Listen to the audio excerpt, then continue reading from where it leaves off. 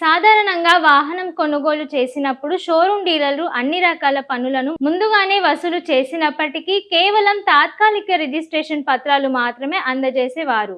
శాశ్వత నంబరు కోసం వాహనదారులు తమ వాహనం సహా ఆర్టీఏ కార్యాలయానికి వెళ్లి గంటల తరబడి వేచి చూడాల్సి వచ్చేది. దీనివల్ల అటు సమయం, ఇటు రవాణా ఖర్చులు వృధా కావడమే కాకుండా మధ్యవర్తుల ప్రమేయం పెరిగి వాహనదారుల అదనపు భారం మోయాల్సి వచ్చేది. ఈ సమస్యలన్నిటికీ చెక్ పెడుతూ పారదర్శకతను పెంచేందుకు ప్రభుత్వం డీలర్లకే ఈ బాధ్యతను అప్పగించేస్తోంది. దీనివల్ల షోరూమ్ నుంచి వాహనం బయటకు వచ్చే సమయంలోనే రిజిస్ట్రేషన్ ప్రక్రియను దాదాపు పూర్తయ్యే వెసులుబాటు కలుగుతోంది.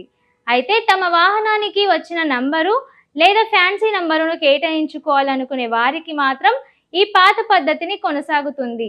ఫ్యాన్సీ నంబర్ల కోసం ఆన్లైన్లో ప్రత్యేకంగా దరఖాస్తు చేసుకొని నిర్ణీత రుసుములు చెల్లించాల్సి ఉంటుంది. ఈ ప్రక్రియకు కొంత సమయం పడుతుంది కాబట్టి వారు తాత్కాలిక రిజిస్ట్రేషన్తో వేచి చూడాల్సి వస్తుంది. సామాన్యులకు మాత్రం ఈ సీరియల్లో వచ్చే సాధారణ నంబర్లు డీలర్ పాయింట్ వద్దే ఖరారవుతాయి.